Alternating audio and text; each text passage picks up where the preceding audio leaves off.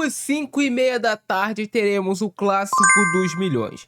Flamengo versus Vasco da Gama no Maracanã. Flamengo é o mandante desse jogo, mas o jogo acontece no Maracanã com o público dividido em meio a meio. Então é um jogo que teoricamente o Flamengo joga em casa, está mais acostumado a jogar no Maracanã, mas a torcida do Vasco também estará presente para motivar o seu time também fazer a diferença nas arquibancadas. Cara, é um jogo que o Vasco tem problemas, tem desfalques, mas também vai contar com voltas importantes. E eu vou te falar no vídeo de hoje qual é a provável escalação que o técnico Fernando Diniz vai colocar em campo para esse Vasco conseguir quebrar esse tabu de vencer o Flamengo no Campeonato Brasileiro, que já faz bastante tempo. Então, vem comigo. E essa é a provável escalação do Vasco para enfrentar o Flamengo no Maracanã, 5h30 da tarde no domingo. Como eu falei, o Vasco tem desfalques importantes sim, mas também pode ter voltas interessantes para esse jogo, né? Para fazerem a diferença, principalmente em setor de meio de campo. Vamos lá. O Vasco terá o Léo Jardim como seu goleiro titular, isso é uma certeza, ele vai jogar. E uma vitória do Vasco sobre o Flamengo passa muito por uma boa atuação do Léo Jardim. É difícil de você imaginar um jogo que o Flamengo não vai ter oportunidades de gol. O importante é que quando o Flamengo tiver essas oportunidades, o Léo Jardim esteja bem para fazer as defesas e ajudar o Vasco a sair com essa vitória. A dupla de zaga do Vasco, em tese agora, vai jogar a dupla de zaga que é a titular para o restante da temporada. E vai ser um ótimo teste. Você vai pegar logo o tão falado melhor time do Brasil, que realmente é o melhor time do Brasil porque está na primeira colocação do Campeonato Brasileiro. Então, o Vasco terá o Carlos Cuesta e o Robert Renan formando essa dupla de zaga. Os dois zagueiros que foram contratados para serem titulares. O Cuesta fez sua estreia no jogo diante do Ceará, fez um gol. O Robert Renan estreou diante do Botafogo na Copa do Brasil e jogou como titular o jogo contra o Ceará, mas a mudança é, o Cuesta vem jogar do lado direito da zaga, já que ele é destro, e o Robert Renan vai jogar do seu lado preferido da zaga, que é o lado esquerdo, já que ele é canhoto. Então, novidade na dupla de zaga do Vasco, isso porque o Lucas Freitas está suspenso pelo terceiro cartão amarelo.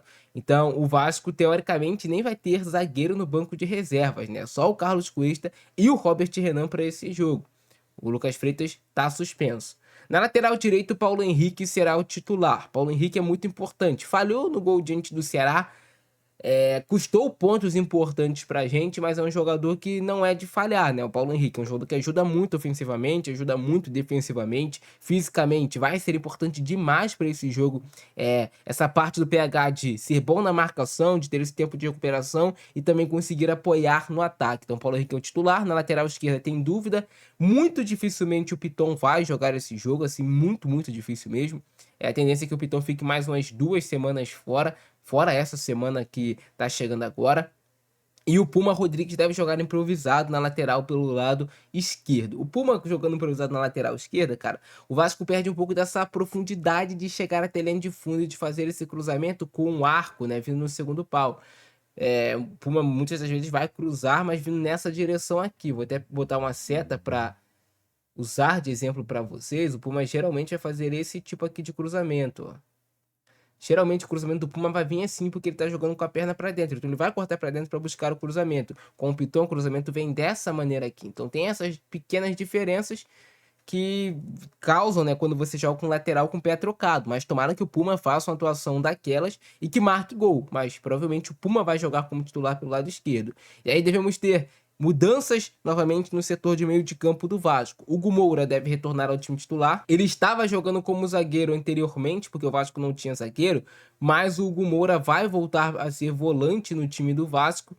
E aí, com o Hugo Moura voltando a ser volante, provavelmente o Barros vai para o banco de reservas se o Tietê tiver condições de jogo. O Vasco trabalha com essa possibilidade e provavelmente o Tietê vai ter condições de jogo para iniciar jogando.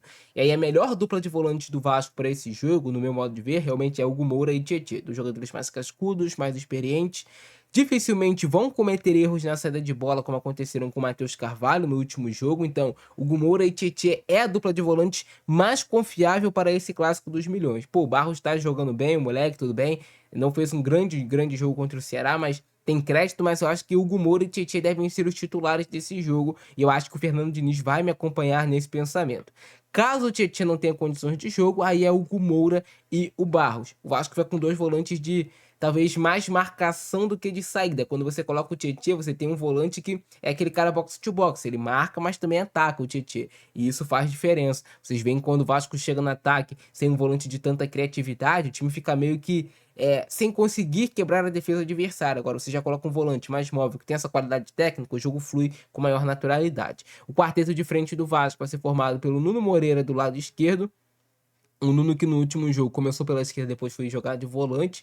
No decorrer do jogo, o Fernando Diniz fez essa movimentação para ele. O Ryan na ponta direita do Vasco, importantíssimo Ryan, um jogador que a gente imagina, claro, um Vasco vai tentar se impor contra o Flamengo em alguns momentos, mas em outros momentos o Vasco vai ter que baixar o seu bloco de marcação, e aí tem que ter um jogador rápido para essa puxada de contra-ataque. O único jogador rápido desses 4 aqui do Vasco é o Ryan, então a gente deposita bastante expectativa nesse moleque para esse clássico. Sempre gostou de fazer gol no Flamengo, o Ryan. E na frente, Felipe Coutinho, como esse falso 9, com bastante movimentação. Também é muito interessante como o Coutinho voltou a jogar bem, voltou a acertar a batida na bola, voltou a conseguir acertar os dribles, e com o Coutinho bem, o Vasco cresce como um todo. E o Verratti no comando de ataque. Pô, muita gente vai se questionar, será que não era interessante ele tirar o Verratti para esse jogo? Dificilmente o Diniz vai fazer isso, cara. O Diniz, o único jogo assim que o Verratti não jogou foi aquele contra o Santos, também teve um outro contra o Corinthians, mas dificilmente ele vai tirar o Verratti do time titular. Quais seriam as outras opções? Você tirar o Verratti, você poderia adiantar o Ryan para centroavante e colocar, por exemplo, o Andrés Gomes jogando na ponta direita. Ficaria um ataque muito mais móvel, muito mais rápido e, claro, não teria a mesma presença diária do Verratti, mas é um ataque mais móvel. É um ataque que talvez seja melhor para esse estilo de jogo do Vasco contra o Flamengo. Ou ele também poderia deixar o Ryan na ponta direita e colocar o Matheus França como um falso 9 também. Lei do ex tá aí. Tudo pode acontecer. Não podemos duvidar de nada. É outra possibilidade também que teria o técnico Fernando Diniz. Mas a provável é ele vir com esse time aqui. A única mudança seria o Tietê no lugar do Barros, se o Tietê não tiver condições de jogo. De resto, eu tenho certeza que ele vai entrar com essa equipe, com essa formação que eu passei no vídeo de hoje para vocês. O Vasco, no meu modo de enxergar futebol, não pode jogar os 90 minutos contra o Flamengo lá atrás. Se você entregar a bola pro Flamengo, um momento ou outro eles vão criar possibilidade de gol. Você tem que sim saber jogar o jogo, saber o momento certo de baixar o seu bloco, jogar de forma compacta, tirando os espaços do adversário, mas também você tem que saber o momento de você se impor em cima desse adversário, o momento de você, cara, dá pra marcar pressão eles também, dá pra recuperar a bola lá no campo de ataque. Futebol é um cobertor curto, cara, você tem que correr riscos para ganhar os jogos. Às vezes é uma vez que você vai marcar pressão, você recupera a bola e você faz o gol.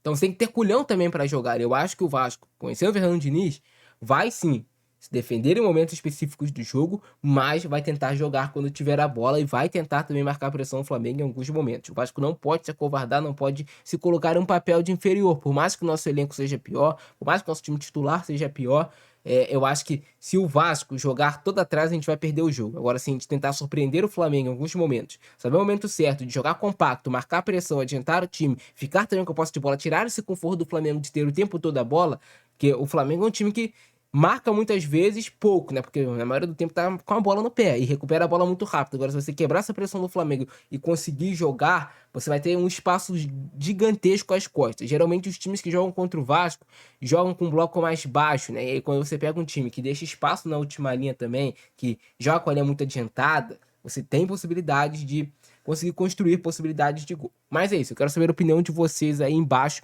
e o seu palpite para o jogo também. Lembrando, hoje é terça-feira, lá para sexta-feira, sábado, eu devo trazer aqui realmente a escalação certinha que o Diniz vai mandar a campo. E é isso. Esse é o nosso vídeo de hoje. Grande abração do Francesco. É nóis. Fui.